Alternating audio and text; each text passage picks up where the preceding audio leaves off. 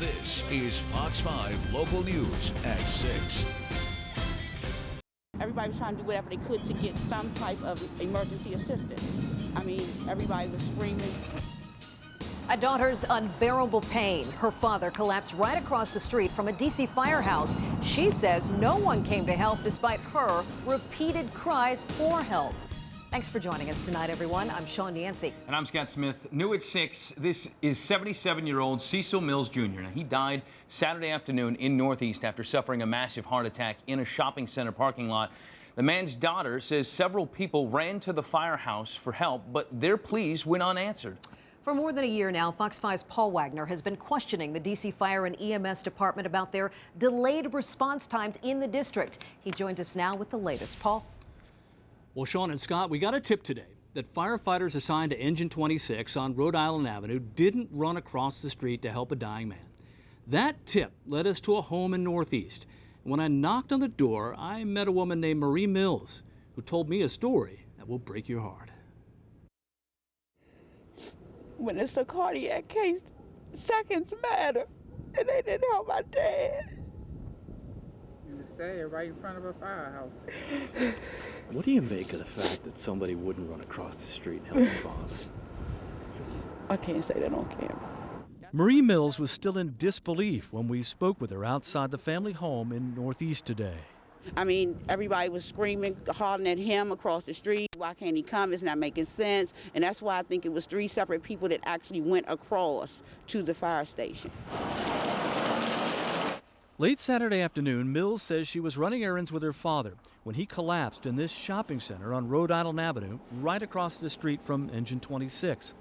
Several people called 911, but when others went over to the firehouse to ask for help, Mills says this is what they were told. He said something about his lieutenant and some type of authorization, and that he could not come, that we needed to recall dispatch and advise them that they needed to send somebody and that the condition of the patient could be getting worse. When I saw that my dad was having shallow breaths, I ran to the curb and I started screaming and begging for him to come and help my father. And it only gets worse. 2 sources familiar with the investigation say when an ambulance and engine were dispatched from another location, they were sent to the wrong address. Have you been told that the original dispatch that did go out went to the wrong quadrant of the city? No. Yes. Yeah. They sent it to northwest instead of northeast. That's why my daddy laid on that ground. Medric Cecil Mills Jr. was a lifelong D.C. resident. At 77 years old, he was still working for the Department of Parks and Recreation. That's how much he loved the Department of Parks and Recreation in his city, and he died in a city that did nothing to help him. Now, the Mills family knows Fire Chief Kenneth Ellerby, and Medric Mills says she was able to get him on the phone over the weekend, and she told him what happened. She says he promised an investigation. Late this afternoon, a spokesperson for the department sent us a statement simply saying they were aware of the incident, and if proper protocol wasn't followed, appropriate action would be taken.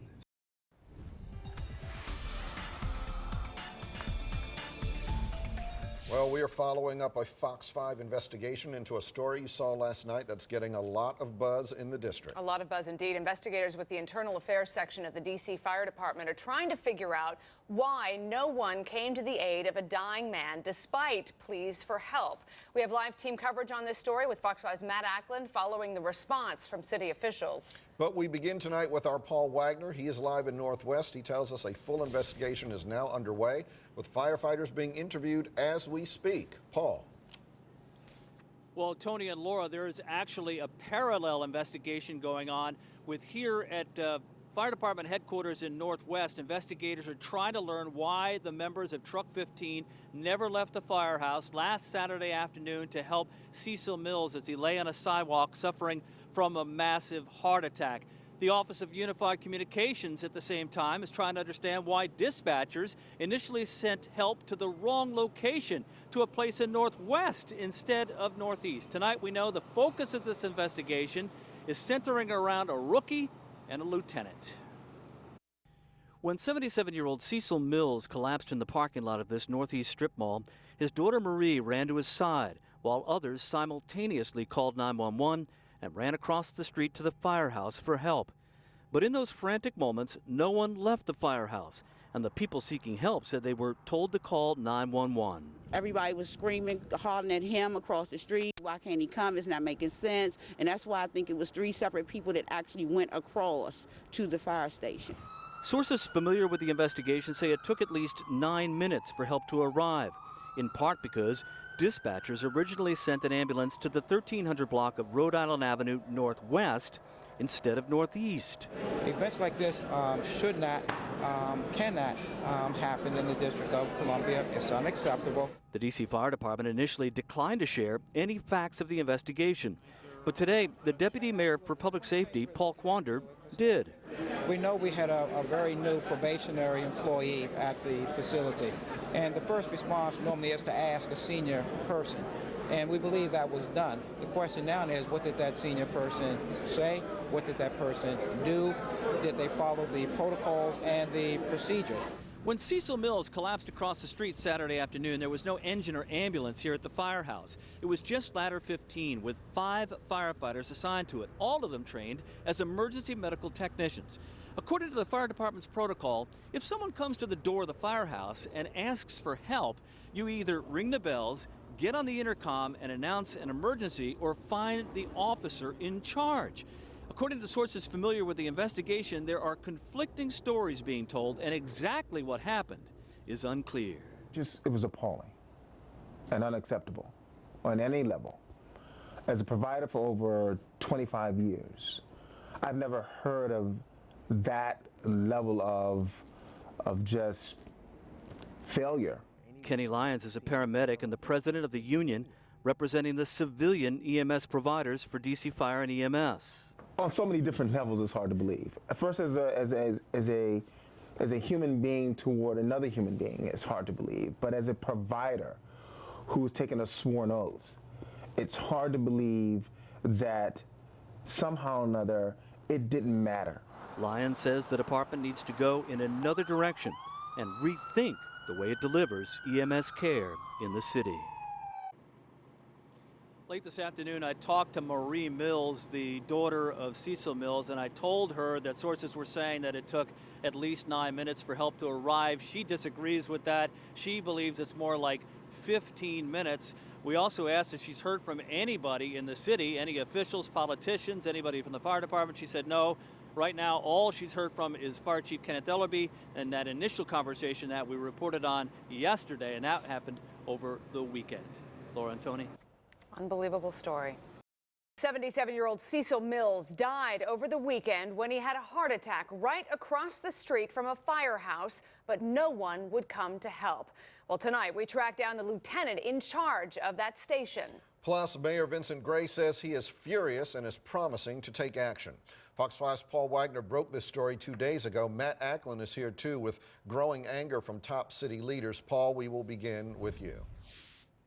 Well, investigators with the Internal Affairs section of the D.C. Fire Department today interviewed the lieutenant at the center of the controversy, the officer who was in charge of Truck 15 when Cecil Mills collapsed across the street from the firehouse. Her name is Colleen Davis. She spent more than an hour and a half being questioned, and when she left headquarters, we gave her the opportunity to tell her side of the story.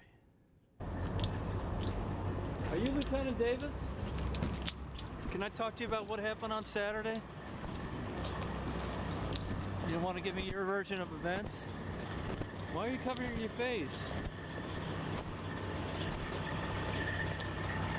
I'm giving you the opportunity to say something. And with that, Lieutenant Davis got into the truck she commands and drove off. Wanting nothing to do with our camera, she continued to cover her face. Although the fire department has said nothing about the incident, the Deputy Mayor for Public Safety, Paul Quander, said yesterday the focus of the investigation is now on the lieutenant. We know we had a very new probationary employee at the facility, and the first response normally is to ask a senior person, and we believe that was done. The question now is, what did that senior person say? what did that person do? Did they follow the protocols and the procedures? Last Saturday afternoon, Marie Mills was with her father when he suffered a massive heart attack in this strip mall across the street from the fire station. Despite numerous pleas for help, no one left the station to render first aid. Mills was surprised to learn Lieutenant Davis has not been suspended. She's still riding in a fire vehicle, and she wouldn't authorize somebody to come. She could have came to help. Mills also questioned the actions of the rookie firefighter who heard the cries for help. But the rookie should have made a conscious decision as a human being, as a rookie, as a 5 years, a 20-year. It does not matter. He should have come to offer assistance. Exactly. If he would have offered assistance, no matter the outcome, no matter what he thought his job would have been, my family is the type of family that would have stuck behind him. Cecil Mills was 77 years old and a lifelong resident of the district. He was still employed by the Department of Parks and Recreation at the time of his death. Yesterday evening, I spoke to Mayor Gray. He was sincere. A lot of people that have been calling have not been sincere, and I can hear it, and I do appreciate him taking this matter as seriously as he has, because it should never have happened. Ed Smith, president of the Firefighters Union, issued a statement which reads, "This just shouldn't have happened. We need to find out why it did occur and make sure it never happens again. On behalf of the DC Firefighters Association, I offer Mrs. Mills' family a sincere apology." And we know that Ed Smith did call Marie Mills today and offer that apology personally. In addition to the investigation into the actions of the members of Truck 15, the Office of Unified Communications is trying to learn why the initial dispatch sent an ambulance to the wrong quadrant of the city, northwest instead of northeast. So far, no one has been suspended. Laura? Very troubling situation. You've done a great job with this story, and I know you'll stay on top of it. Paul Wagner, thank you. We have more to report tonight about a man who had a heart attack right across from a D.C. firehouse. Cecil Mills collapsed in Northeast on Saturday and later died. People were screaming for help, but no one from the firehouse responded. Well, tonight, Fox 5 has learned the lieutenant in charge of that firehouse appears to be throwing one of her own under the bus. Fox 5's Paul Wagner broke this story a little earlier this week and is in the newsroom tonight with the latest developments. Paul? Well, Laura, the lieutenant's name is Colleen Davis. She has been removed from command, and she wrote a letter to Fire Chief Kenneth Ellerby. A source gave me the letter. Here it is. And in it, she's blaming the whole thing on a firefighter who she says disobeyed her command. Colleen Davis had nothing to say to us as she left fire department headquarters yesterday. We gave her the opportunity to tell her side of the story, but she said nothing. I'm giving you the opportunity to say something. Today, I got a letter Lieutenant Davis sent to Chief Ellerby, which she titled An Unusual Occurrence. In her statement, Davis says, "Firefighter G. Murphy informed me that someone had slipped and fallen across the street. I then asked him to get me an address, and I will be right there. He did not return with an address. This was an unusual occurrence in that my order was not followed. Keep in mind that address is right across the street from the firehouse." Davis says she went looking for Murphy, found him in the bunk room, and he told her another ambulance had already been dispatched. In her statement, Davis went on to say another firefighter, a rookie, who heard the pleas for help, was counseled for not ringing the firehouse bells, which is proper procedure. 5 days into the investigation, we now know Davis is on desk duty, along with firefighter Murphy, who she's blaming for disobeying an order. The rookie has been detailed to a fire station on Georgia Avenue. And the fire chief, Kenneth Ellerby, has remained silent despite our repeated requests for an interview. Now, the public is so outraged by this that the firehouse is getting threatening phone calls. The fire department confirms this. Sources are elaborating, saying the calls are death threats. Mayor Gray has promised a quick conclusion to the investigation. He says he was outraged by the firefighters' behavior. Again, we've asked repeatedly to talk with Fire Chief Ellerby about all of this. He continues to decline our requests, and we will continue to ask. Laura. Fox 5's Paul Wagner is off today, but he called in to report a big development in a case that he's been following all week. The lieutenant in charge of a firehouse in D.C. that failed to respond to a man who was having a heart attack has submitted her resignation papers. 77-year-old Cecil Mills, you'll remember, collapsed right across the street from that firehouse last Saturday. Well, his daughter, Marie Mills, and others were screaming for help, but no one from the station reacted. Mr. Mills later died.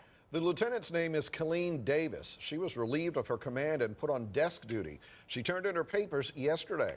Paul tried to talk with her earlier this week, but as you can see, she covered her face and refused to comment. What happened to Mr. Mills has caused outrage across the city. It has, and the firehouse in question has received threatening calls, death threats, according to our sources. Mayor Gray says he is furious, but Fire Chief Kenneth Ellerby has said nothing publicly and continues to turn down our request for an interview. Today, the Washington Post editorial board weighed in. It says D.C. firefighters showed, quote, callous disregard for a man's life. The board wonders if it's time to spin off emergency medical care into a separate department. The piece in the newspaper ends with this, quote, this heartbreaking case should wake up the fire department, rank and file as well as leadership, to the sobering fact that it has become a national embarrassment. It's a dysfunctional service that the public can't depend on for needed care, as Ms. Mills tragically learned while she watched her father fight for breath as people trained and paid to provide life support stood by and did nothing. Well, Fox 5 was the first on the story, and tonight the family of Cecil Mills calls for change. Mills collapsed and died across from a D.C. fire station, and despite repeated calls, no emergency responders came to help. At a news conference today, the Mills family and their lawyer said enough is enough. Fox 5's Paul Wagner joins us live from Northeast tonight with the story. Paul?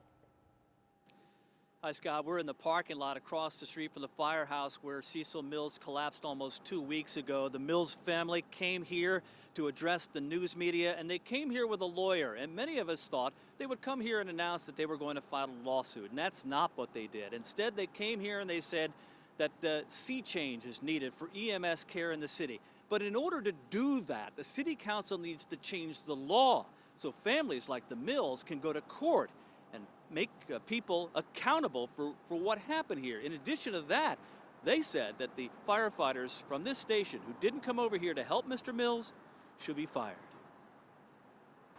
12 days after Cecil Mills collapsed and died across the street from this fire station, the Mills family returned with a message for the community. No more investigations, no more excuses, no more callous treatment for people who need help. There must be accountability. When D.C. residents suffer medical emergencies directly in front of the fire station and not receive help, serious reform is needed. When the news conference ended, we caught up with Fire Chief Kenneth Ellerby as he left a downtown meeting and asked him about the Mills' request to have the firefighters fired who failed to respond to help their dad. The chief told us the investigative process, which is now focusing on a rookie, a firefighter, and a lieutenant, was still ongoing, and those found responsible would be held accountable. We then asked the chief this. There's a story going around that you, once the investigation began, actually called this rookie on the telephone to talk to him. Is that true, and did you do that? I talked to him, but what I talked to him about didn't have anything to do with the incident. Don't you think that sounds like you're interfering in the investigation? Not at all. It didn't have anything to do with the incident. What did you need to talk to him about? That's private. It's between the probationer and myself. But I will tell you again, it didn't have anything to do with the incident. It's right off the top. Fox 5 has an exclusive report on the investigation of the D.C. Fire Department. We were the first to bring you the story of Cecil Mills, who died of a heart attack right across the street from a Northeast firehouse. For weeks now, Fox 5 has been pushing to get answers and justice for the Mills family. Tonight, Fox 5's Paul Wagner has learned a report released earlier this week by the D.C. Fire Department is missing key information on what really happened the day Mr. Mills died. Paul Wagner's in the newsroom. Can you tell us what you've got now? Well, Tony and Laura, earlier today I got the D.C. Fire Department's Internal Affairs report and compared it to the report written by the Deputy Mayor for Public Safety. Here are both reports. The Internal Affairs report is 29 pages long and includes eye-opening and surprising information that was not included in the report written by Paul Quander and made public last Friday. There are 3 glaring admissions in the public report. The rookie firefighter was not trained properly and was afraid to take action. The lieutenant in charge of the truck that day lied in her initial report. And third, the dispatchers should have known Truck 15 was available for service but was never put on the call. Let's start with the rookie, who told investigators he didn't know what to do. In the Internal Affairs report, Remy Jones, who is only 19 years old, told investigators he had never been trained on what to do when someone came to the firehouse looking for help. He also said he wanted to run across the street to help Mr. Mills, but was afraid of leaving the truck a person short and would therefore get in trouble. Being a rookie, he could then lose his job. Jones also told investigators he didn't ring the bells in the firehouse, a routine action whenever there is an emergency, because he thought they could only be rung at night. None of that was included in the Quander report. Now on to Lieutenant Colleen Davis. Did she lie? According to the Internal Affairs report, she did.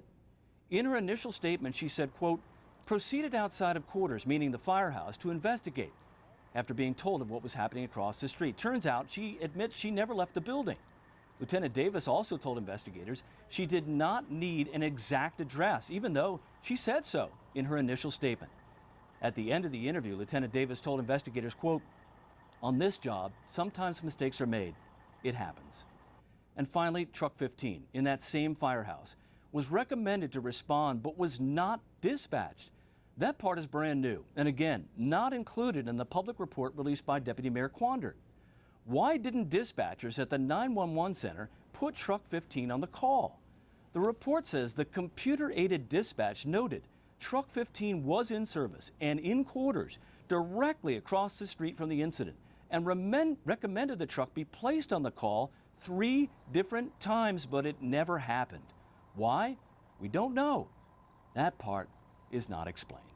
As Fox 5 first told you, the public report released last Friday does not include an admission by a rookie firefighter that he was afraid he would lose his job if he ran to help Mr. Mills. Fox 5's Paul Wagner, who obtained the Internal Affairs document, joins us live from the newsroom. Paul. Hi, Tony. The deputy mayor for public safety today defended the report. He wrote on the death of Cecil Mills, telling Fox 5 in an interview it was not, quote, sugar-coated. Paul Quander says in the fact the rookie claimed he hadn't been trained and was afraid to leave his post for fear of doing his job is not crucial to the fact no one in that firehouse went to help Mr. Mills when he collapsed across the street. But first, we'll start with my attempt to get answers from the mayor. Have you read this Internal Affairs report on the Mills case? No. Aren't you meeting with Paul today? What's that? Aren't you meeting with Paul Quander today? I am. Okay, well, let's leave it. Let's leave it there. Well, I'm going to leave it to Paul to speak on our behalf. All right, Paul? Well, let me ask you this. Paul, you can ask me anything. Did you get a copy of this report, Mr. Mayor? I'm going to leave it to you to interview Paul Quander. You know he's our spokesperson on these issues. He's the guy that did the, excuse me. He's the guy that did the investigation, so he's the best person that's equipped to talk about it. Are you surprised at all that there were key facts left out of the Quander report? You have an interview with Quander at 2:45, okay? So I'm not talking to you, Pedro. I'm trying to get the mayor's reaction. Well, I just gave you one. It looks like a cover-up, Mr. Mayor. It's not a cover-up. There's a spokesperson. There you go. You heard about cover-up. It's you conflating two very different things. Once again, Mr. Wagner, you have an interview with Deputy Mayor Quander at 2:45 to sit down and discuss it. Because you don't want the facts. You want to conflate the situation. Have you read this report, Pedro? No, because it's an internal affairs report. I'm not supposed to read it. Now, as we first told you last night, the rookie firefighter told Internal Affairs investigators he didn't know what to do when people came knocking at the firehouse door looking for help. He also said he thought he could only ring the emergency bells at night, that he wanted to run to help Mr. Mills but was afraid of leaving his truck a man short. We also learned from the Internal Affairs report the lieutenant in charge that day lied in her initial statement and that 911 dispatchers were told Truck 15, remember, in that same firehouse, was available to go on the call but was never dispatched. Today we asked the deputy mayor why that information wasn't made public. First, the rookie. He is an employee and he has a duty station, and you don't leave your duty station. So he called for help. And when help finally came, and when he said, can we go over and assist, he was told, essentially, we have to let the lieutenant know. And that's what they did. He received training. He graduated from the fire academy, the same training as everyone else. And he responded in a way that may not have been perfect because he was supposed to have rung the bell. This was nothing that was sugar-coated. I was thorough, I was meticulous. Now, Paul Quander says he didn't include the fact the lieutenant lied in her initial statement because it was after the fact and not important enough to be included in the public report. As to why Truck 15 wasn't dispatched when it was right across the street, the deputy mayor says the dispatchers were looking for paramedic units to go to the scene, and the personnel assigned to the truck were only EMTs. Tony. Now, the fire department invited the media down here today. These trial boards say that they're open to the media. But when we got inside and set up, the 4 men on that trial board, 2 battalion chiefs and 2 captains, said we would have to go. Inside the room, Lieutenant Colleen Davis and her representatives sat across from lawyers with the Attorney General's office. The witnesses sat to the lieutenant's left and the judging officers to her right. Her attorney will be able to ask questions, and the attorneys for the city will be able to ask questions. Did that happen? Yeah, everybody asks questions, and then the panel gets to ask questions also. Joe Chisholm, the 3rd vice president with the Firefighters Union, was allowed inside the room. We were not. Anyone not directly related to this case, please exit the conference room at this time. Thank you. Not severe enough. That's what interim fire chief Eugene Jones said today about the punishment, and said under the collective bargaining rules, he only has the authority to accept, reduce, or dismiss the penalties recommended by the trial board. As for the family of Cecil Mills, well, they said the members of the trial board should be ashamed of themselves. When 77-year-old Cecil Mills collapsed across the street from a firehouse last January, 5 firefighters were inside, all of them assigned to Truck 15. Lieutenant Colleen Davis was in charge of the truck and the firehouse at the time, and a rookie, Remy Jones, was at the watch desk. Also on duty was Garrett Murphy, George Martin, and David Dennis. Although the news release from the fire department failed to name the firefighters or their punishment, Fox 5 has learned Garrett Murphy was suspended without pay for a week and a half. Murphy was accused of talking to the rookie about the emergency across the street and then told Lieutenant Davis but never left the firehouse. David Dennis was given a reprimand for allegedly ignoring calls for help from rookie Remy Jones. And George Martin was found not guilty. He told investigators he didn't know Mr. Mills needed immediate help. At the northeast home of Cecil Mills today, we were told no comment, but later the family issued a statement, which reads in part, "The Mills family is deeply disappointed but not truly surprised by the secret trial board panel recommendations. This is what happens when investigations are done in the dark. We find it appalling that any one of the 5 firefighter EMTs in the fire station on January 25, 2014 could be found not guilty. Cecil Mills waited at least 9 minutes for help that day and later died at the hospital. Even the dispatch went wrong, with initial help sent to Northwest instead of Northeast. City Council Chair Phil Mendelson said the Mills case touched a nerve in the city because people expect help when they need it. Without wanting to comment on specific individuals, I think it's appropriate to send a signal to the rank and file that they need to respond when somebody's in need. And that's really what this case was about. As for Remy Jones, the rookie, we know he was taken off the street and put to work in the chief's office after receiving threats. One source familiar with the investigation says he will be receiving some discipline, but it's unclear what that is. He will also apparently be keeping his job. Now, the lieutenant in charge of the truck that day, Colleen Davis, was allowed to retire before receiving any discipline. We also reached out to the 3 firefighters who received their discipline today. We reached only Garrett Murphy, and he declined to comment. We also want to mention that the Mills family filed a letter of intent to sue the city, but they have not filed that lawsuit just yet. But in their statement today, they said now they are going to go forward. Sean.